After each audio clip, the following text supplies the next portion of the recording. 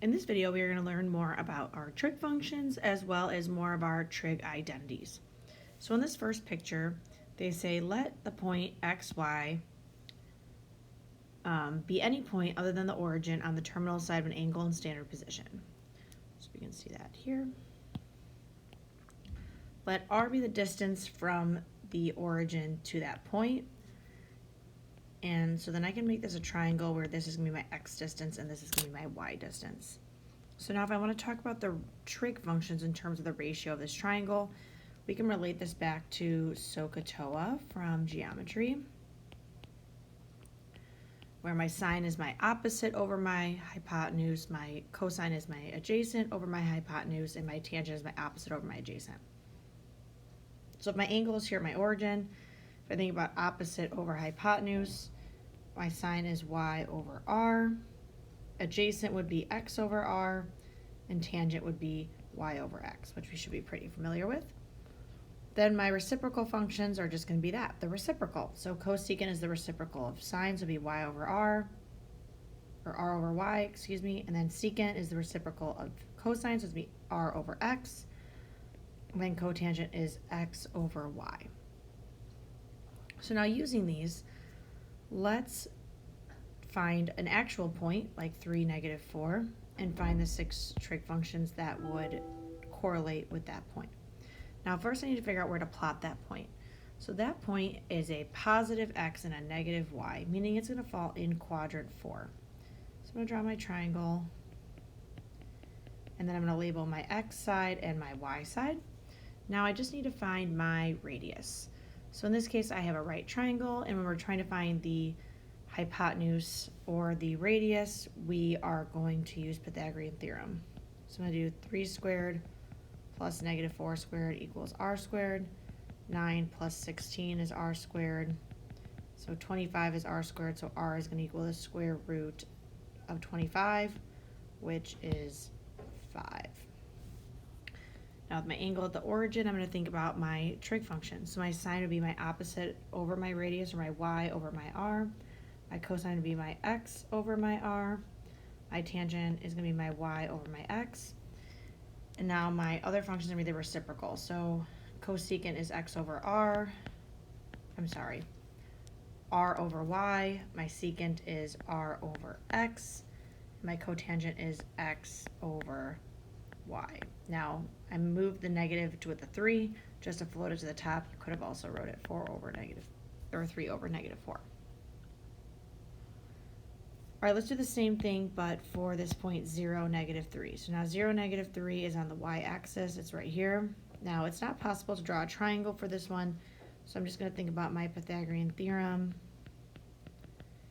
And I'm going to get that 9 is r squared, so r is going to equal 3. Which makes sense because the distance from the origin to this point is 3. So sine is y over r, so -3 over 3, which is going to give me -1. Cosine is x over r, which is going to give me 0. Tangent is y over x, which is going to be undefined. Cosecant is r over y, so that's also going to be -1. Secant is going to be r over x, which is going to be undefined. And then cotangent is going to be x over y, which is going to be 0. All right, now we're going to talk a little bit about co-functions. So now co-functions, or cosine, is related to complement of sine. So when we talk about complementary angles, two angles are complementary if their sum is 90 degrees, or if it's in radians, pi over 2. Now if we're finding the complement of an angle, we would just do 90 minus theta if we're talking about degrees, or pi over 2 minus theta if we're talking about radians. So what that means is the complement of cosine is sine, and the complement of sine is cosine. And this is also going to hold true for our reciprocal functions. The complement of cosecant is secant, and the complement of secant is cosecant. And then same with tangent and cotangent. The complement of cotangent is tangent, and now the complement of tangent is cotangent. So another way to think about this is if I had, let's say, the sine of 10 degrees, that would be equivalent to the cosine of 80 degrees because these are complementary angles. And sine and cosine are co-functions. So using this idea, if I have the tangent of is equal to 1.28, then I have the cotangent is theta minus pi over 2. Now, this is the opposite. I have negative, I really want pi over 2 minus theta. So to do that, I would have to take out a negative, meaning that I'm going to have the opposite of that, which the cotangent, the complement of the cotangent is the tangent, so this is going to equal negative 1.28.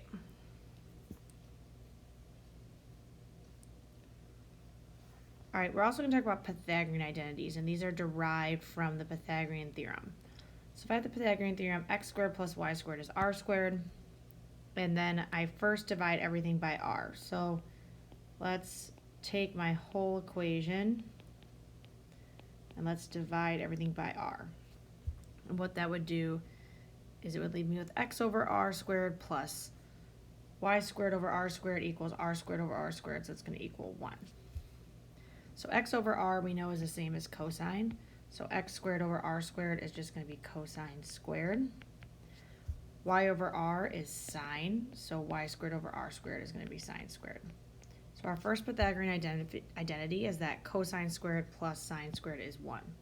And these are ones we're going to want to remember and memorize. They're super important.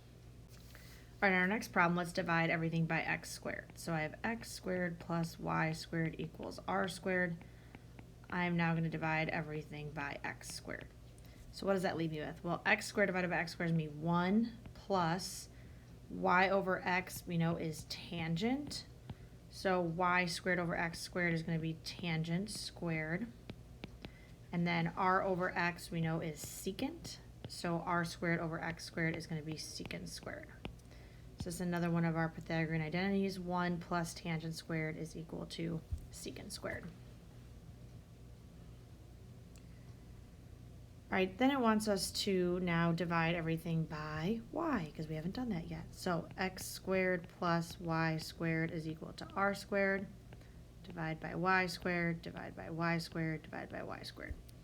So x over y is the cotangent of theta, so x squared divided by y squared is going to be the cotangent squared of theta, plus y squared divided by y squared is 1. R over y is the cosecant, so this is going to equal the cosecant squared. And so this is my third Pythagorean identity, and also another one that we need to know and memorize. All right, so now let's try some problems with a combination of our identities. So if I have the tangent of -8, I'm going to think about how I can draw a triangle to help me sort out this situation. So tangent of theta is -8 and sine is greater than 1. So tangent is negative in quadrants 2 and quadrants 4. Sine is positive in quadrants 1 and 2. So that means this must be in quadrant 2. So I'm going to draw my triangle in quadrant 2. Now, tangent is -8. Well, tangent of theta is y over x. So if it's equal to -8, it's equal to -8 over 1. But now be careful because the -8 is in relationship to the y is what it looks like. But remember, we could also write this as 8 over -1. And so since we're in quadrant 2, my x is going to be negative and my y is going to be +8. Now I just need to find the radius. So I'm going to do 8 squared plus -1 squared is equal to r squared. So 64 plus 1 is 65.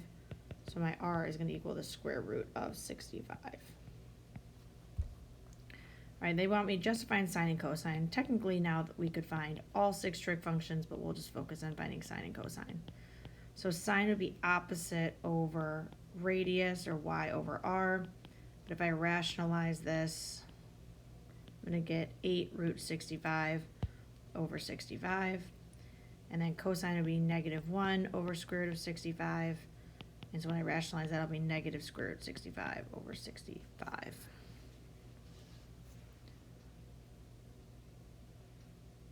All right, in this next question, they're giving us the equation of a line, and they want us to find all 6 trig functions where x is greater than, or sorry, less than or equal to 0. So first, to graph this line, I need to put it in graphing form, which is in y equals mx plus b. So I'm first going to solve this for y.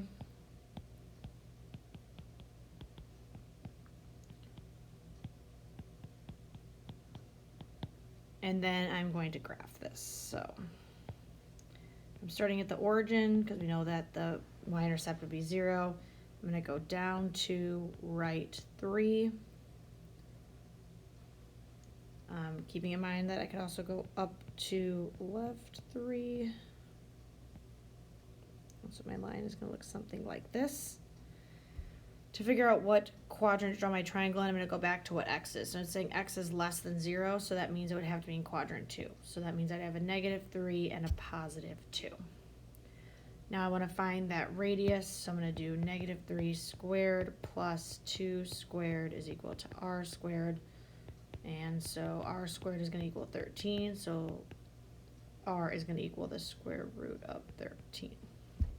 All right, so now I'm going to find all the 6 trig functions. My sign would be 2 over square root of 13, which is 2 root 13 over 13.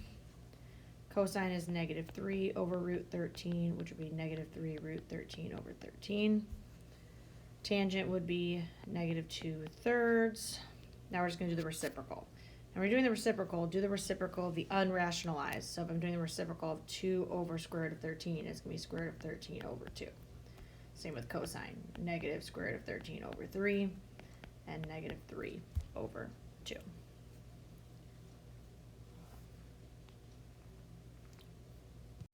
All right, in this last example, we could do it a couple different ways. It's telling us to use basic trig identities and to not sketch. So since it's specifying this, I'm not going to sketch a triangle, although you could.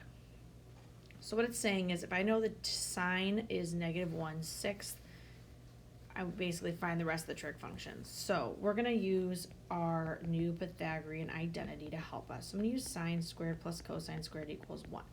Since I know what sine is and I don't know what cosine is, I can solve for cosine and then use this to help me find the rest of the trig functions that they're asking for. So sine squared is going to be negative 1/6 squared, which is 1/36. Now, I know I'm going to have to subtract this 1/36 to the 1 over here. So I'm going to change this 1 to be 36 over 36. So that way when I subtract 1/36, it's much easier to subtract because I already have that common denominator. And so I'm going to have 35 over 36.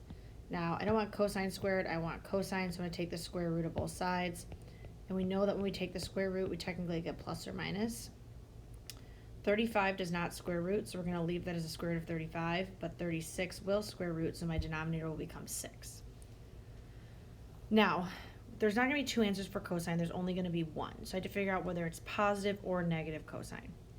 Now, we're going to do this based off kind of what they told us. So sine is negative, so that means it's in quadrants 3 or quadrants 4. And tangent's positive, so that happens in quadrants 1 and quadrants 3. So where do those overlap? Quadrant 3.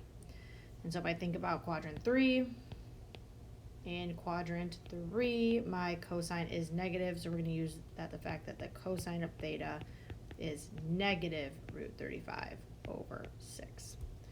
So I can put that on this first line. All right, now we're going to use what we know to fill in the rest. So they want us to find the tangent. So tangent is sine over cosine. So if I'm thinking about sine over cosine, my sine is negative 1/6. My cosine is negative root 35 over 6. So multiply by that reciprocal, and I end up with 1 over square root of 35, which rationalized would be square root of 35 over 35. Cosine of t plus pi. Now these are the diameter identities we talked about yesterday.